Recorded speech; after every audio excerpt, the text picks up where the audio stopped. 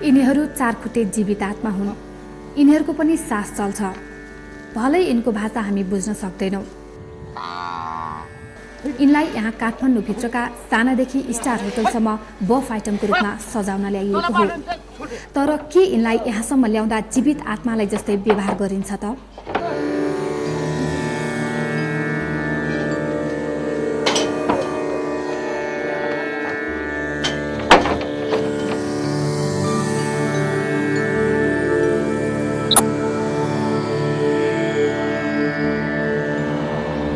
अवश्य गरिँदैन।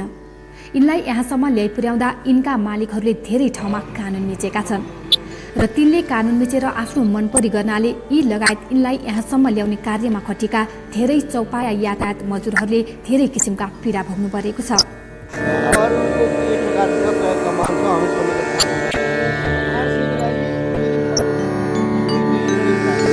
यी सबै राँगा र भैँसीलाई यहाँसम्म ल्याउने क्रममा निर्जीव सामान राखिए सरह राखी ल्याइएको हामी देख्न सक्छौँ।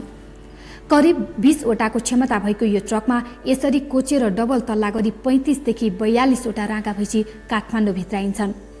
यस्तो दृश्य देख्दा जो कोहीलाई पनि लाग्छ कि यिनलाई ल्याउने मानव हुनै सक्दैनन्। आफ्नो फाइदाका लागि यसरी अमानवीय तरिकाले राख्ने काम राँगा व्यापारीहरूको हो। तर सर्वसाधारण जनताले आफ्नो ज्यानै जोखिममा राखेर 2 छाक टार्नको लागि गाडीमा ओभरलोड गर्न विवश सवारी चालक र चरुवाहरूलाई नै घृणाको दृष्टिले हेर्छन्। डबल तल आउँदाखेरिमा तपाईँलाई अब घाट बजार हुँदै आउनुपर्ने हुन्छ होइन। तपाईँले अब गाउँ स्तरमा सहर बजारमा अलिकति भनौँ न साधारण जनताले पनि घिनलाग्दो भनौँ न एउटा भनौँ न हेर्ने तरिका गाडी चालकलाई हेर्ने तरिका चाहिँ कस्तो घिनलाग्दो तरिकाले हेरिन्छ। जनताको नजरमा पनि हामी अलिकति दोषी र भनौँ अलिक गलत तरिकाबाट हेर्ने एउटा बातबाट हामी माथि भइरहेको छ। चौपाया यातायात मजदुरहरू एक पटकमा 800 देखि 1000 रुपैयाँसम्म कमाउँछन्। बिहानदेखि 2 दिनसम्म एक रातसम्म मिलाएर 800 पाउँछ। जुन रकमका लागि हरेक पटक उनीहरू आफ्नो जीवन हत्केलामा राखेर हिँडेका हुन्छन्। किनभने यो राख्ने तरिका र यिनीहरू गर्न विवश काम साँच्चै नै जोखिमपूर्ण छ। त्यसैले त यस्ता मालवाहक सवारी चलाउँदा ढाला बन्द गर्नु अनिवार्य छ भनेर कानुन बनेको छ। तर कानुन कार्यान्वयन गराई सुरक्षित यात्रा गराउने कार्यमा खटिएका ट्राफिक प्रहरीहरू नै यो विषयमा निष्क्रिय देखिन्छन्। चौपाया मजदुरहरू रहरले होइन बाध्यताले आफ्नो जीवन जोखिममा राखी हिँड्नु परेकाले आफू लगायत राजमार्गमा यात्रा गर्ने सबैको सुरक्षाको लागि आफैले डबल तल्लामा राँगा भैँसी ल्याउन र ढाला लगाई ल्याउने कार्य बन्द गराउने कार्यमा सहयोग माग गरी निवेदन दिँदा पनि ट्राफिक व्यवस्थापनबाट कुनै सकारात्मक कदम नचालेको कुरा चालकहरू बताउँछन्। यो अत्याधिक नै भएको हुनाले हामीले चाहिँ हाम्रो एउटा मजदुर सङ्गठन जस्तो बनाएर सङ्गठन मार्फतबाट तपाईँलाई हामीले राजमार्गमा एउटा चाहिँ भनौँ न यसको सहयोगको लागि यो दुर्घटना न्यूनीकरणको निमित्त हामीले सहयोग गरिदिनु हुन अनुरोध गरे भनेर हामीले उहाँले छ।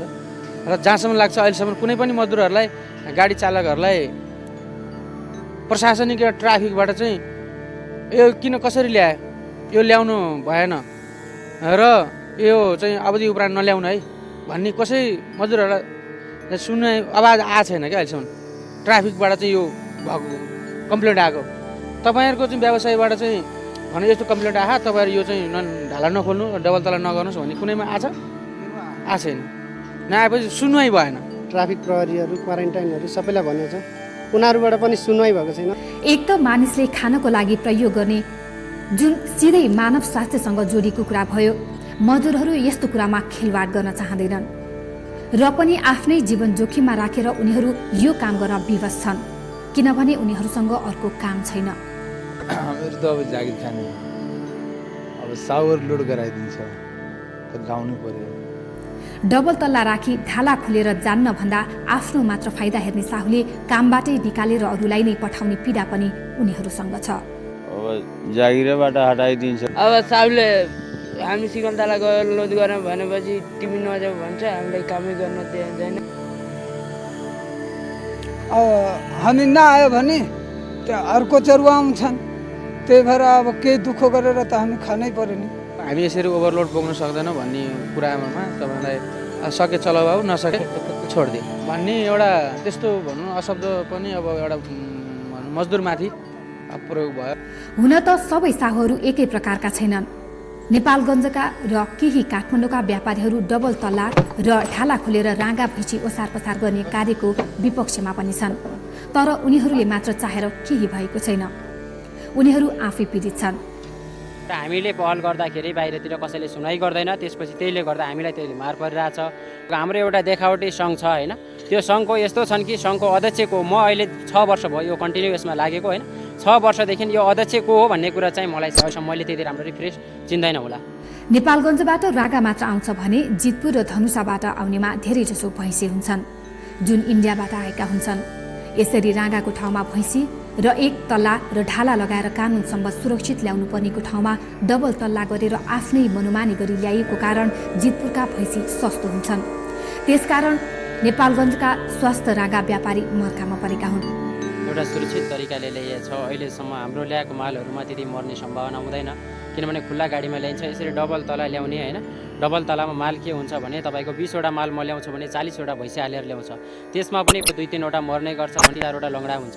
त्यो भैँसीहरू मरेको भैँसीहरू यहाँबाट लगेर त्यही काटिन्छ यहाँ काठमाडौँमा, त्यही कसैहरूले काट्ने हो। त्यो कसैहरूले काट्दाखेरि के छ भने हामीहरू व्यापारीहरू हामी स्वच्छ काम गर्ने मान्छेलाई कम माल ल्याएर कम काम गर्ने मान्छेहरूलाई मार पर्न गइरहेछ। छन त चौपाया व्यवसायी सङ्घ पनि छ। यो संस्था चौपाया व्यवसायीको हक हितको लागि खुलेको संस्था हो, तर यसले पनि सोझा साझा र कानुन सम्मत मात्र काम गर्ने र पशु र मजदुरको अधिकारको रक्षा गर्न चाहने व्यापारीको लागि केही गरेको पाइँदैन। सङ्घ भनेकै त्यसैको लागि व्यापारीको हितको लागि हो कि होइन, अनि हितको लागि कामै गरिएको छैन नि सङ्घले। कन्टिन्यू सङ्घको नामबाट 400 रुपियाँ टिप शुल्क लिन्छ। यहाँ टिप शुल्क सङ्घको नामबाट 400 रुपियाँ लिन्छ, तर त्यो सङ्घ कहाँ छ? अहिले जिल्ला विकासले गर्दा जिल्ला विकास हटाउनु पर्ने हो। जिल्ला विकास किन लिइरहेछ? हाम्रो यो पशुपन्छी व्यवसाय सङ्घ भनेको आफ्नै सङ्घ हुँदाहुँदै पनि होइन, अरू सङ्घमा पनि हामीले पैसा तिर्नु परिरहेछ। बाटोमा त्यही हिसाबले मार परिरहेछ, गुन्डाहरूले दादागिरी खर्च भनेर लिइरहेछन्। तर हाम्रो सङ्घमा पहल गर्न खोज्दाखेरि हाम्रो सङ्घको एकजना मेम्बर पनि भेट्न सकिँदैन।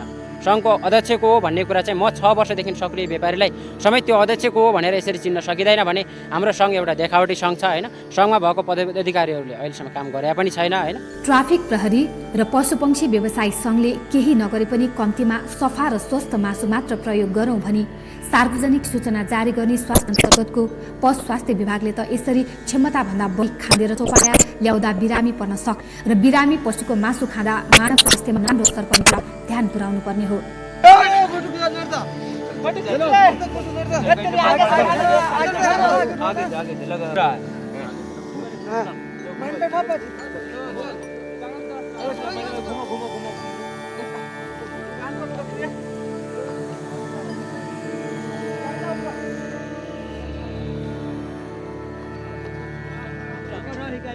त्यस्तै पशु अधिकार कर्मीहरू पनि यो विषयमा सक्रिय देखिँदैनन्। यो सबैका लागि दुर्भाग्य हो। सम्बन्धित सबै क्षेत्र आफ्नो ठाउँमा निष्क्रिय हुनाले चौपाया भित्र्याउँदा यसरी नै डबल तल्ला राखी ढाला बन्द नगर्नाले कैयौं मजदुर घाइते भएका छन् भने केहीको ज्यान समेत पनि गएको छ। त्यो डबल तल्ला लोड गर्दाखेरि अब जसरी माथिको राँगा तान्यो केही यताउता भयो भने माथि केही समाउने त छैन नि। जसरी पुच्छर तान्यो, राँगाको सिङ तान्यो, तान्दाखेरि बाहिर गयो त बाहिर आयो भने के समाउँदिने? अस्ति मान्छे मर्यो त्यहाँ जितपुरको ल्याउँदाखेरि त्यसको जिम्मेवारी को छ नि? तर आफ्नो फाइदाका लागि मजदुर मार्न पल्केका केही अत्याचारी साहुहरू आफ्नै कामको सिलसिलामा घाइते भएका मजदुरहरूको उपचारसम्म पनि गरिदिँदैनन्। अस्ति हामीलाई चोट लागेको नि, त्यो चोट लाग्यो आज मान्न कति 17-18 भयो निवेदन दिँदाखेरि अब भन्छन् कि मिटिङमा पास गरेर सबजना आउँछन् रे। त्यतिखेर मिटिङमा पास गर्दाखेरि त मान्छे मऱ्यो भने त पैसा के काम लाग्छ? एकचोटि हाम्रो भाइले कहाँ गएको थियो भैरवतिर लोड गर्न, त्यसको खुट्टा भाँचिसक्यो, अहिलेसम्म हिँड्न सकेको छैन। त्यो उपचार कसैले गर्दै छैन, गरे छैन। अनि तपाईँले यो साहुहरूलाई भन्नु भएन? अब साहुले 2-4 हजारले दिएर भएन, 70-80 हजार 90 हजार रुपियाँ खर्च भइसक्यो। हामीहरू 4-5 भाइ मिलेर खर्च गरेको। त्यसैले मानव र पशु दुवैको शत्रु हो। चौपाया ओसार पसार गर्दा ढाला खुला राख्ने, डबल तल्लामा चौपाया राख्ने कार्य। यसरी डबल तल्ला राख्दा मरेका भैँसीहरू पनि काठमाडौँ आइपुग्छन् र बजारमा जान्छन्, जुन सफा र स्वास्थ्य मासु भनेर हामी खानाको लागि प्रयोग गर्दछौँ। यो स्वास्थ्यका लागि अत्यन्तै हानिकारक छ। मरेको भैँसी मऱ्यो, आज हिजो मरेको भैँसी चाहिँ बाटोमा फाल्न मिल्दैन डबल तलाले गर्दा, त्यो ल्याइएर काठमाडौँमा कटिङ भएको छ।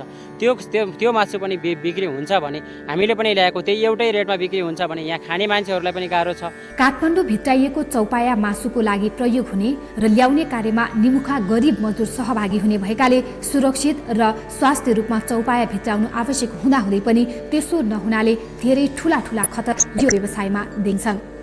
तर सम्बन्धित सबै निकाय मौन रहँदै आउनाले यो समस्या जटिल बन्दै गएको छ। अब यसको निराकरण अत्यावश्यक भइसकेको छ। बेलेमा यस विषयमा चासो नदिए समस्या जति जटिल भयो समाधान गर्न त्यति नै गाह्रो हुन्छ। त्यसकारण सम्बन्धित निकाय अब त सोच, के यस्तै भइरहे स्वास्थ्य जीवनका लागि स्वास्थ्य मासुको नारा पूरा हुन्छ? के सुरक्षित गन्तव्यका लागि सुरक्षित यात्रा कार्यान्वयन हुन्छ? के सर्वसाधारणको स्वस्थ मासु प्रयोग गर्न पाउने अधिकार, पशुको पशु अधिकार र मजदुरको हक अधिकार सुनिश्चित हुन्छ?